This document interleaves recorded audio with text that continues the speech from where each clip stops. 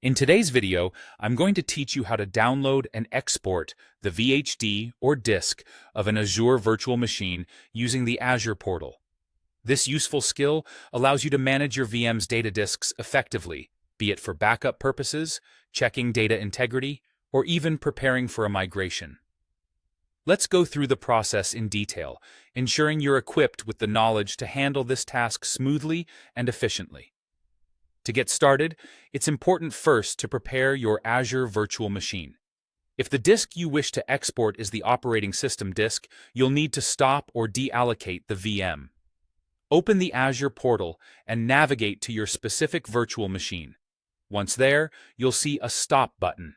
Clicking this will deallocate your VM. This step is crucial because if the VM isn't properly stopped, Azure might not facilitate a clean export. With your virtual machine now stopped, the next step is to head over to the Disks section in the Azure portal. You can find this by looking at the left-hand menu on your VM's page.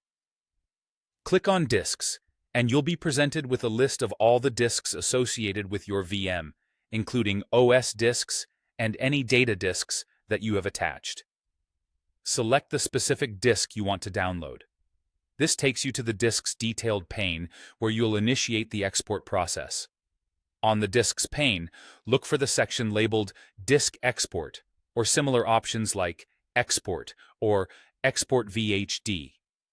Here, you can fine-tune the URL expiration time to ensure you have ample time for the download if you're anticipating a slower connection or larger file size.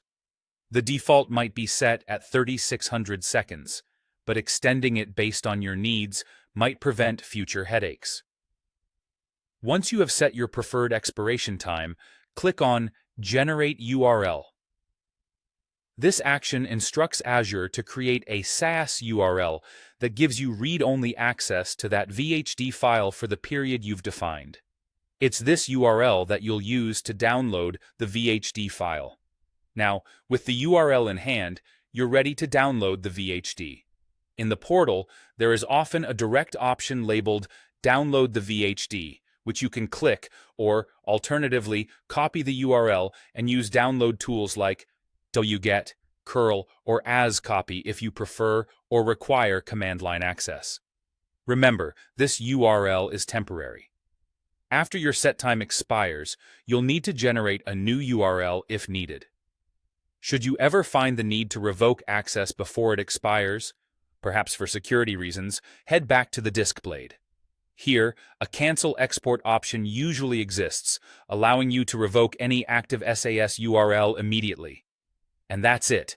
By following these steps, you now know how to effectively export a VM disk in Azure. Thanks for watching, and feel free to dive into more Azure tutorials to further enhance your cloud management skills.